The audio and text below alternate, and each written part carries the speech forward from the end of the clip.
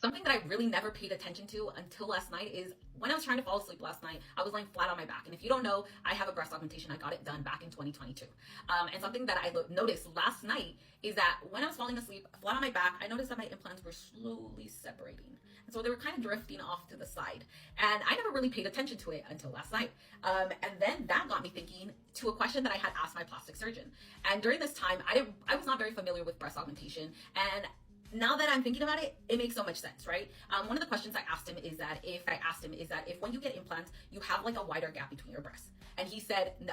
So the reason why you'll see some women that have breast implants with a wider gap between their breasts is because that's how they are naturally built. And unless they were to get a fat transfer or even bigger breasts, that separation is not going anywhere. However, if you are a woman with less separation between your breasts, then that's essentially what your breast augmentation is going to look like. So if you ever get curious about what your breast augmentation might look like, just kind of look at yourself now, and if you notice that there's like a wider gap between your breasts, that's essentially what your augmentation is going to look like with implants, unless you were to get like a fat transfer or even bigger implants. However, if you look at your breasts and they're already kind of closer together, that's essentially what your breast augmentation is going to look like.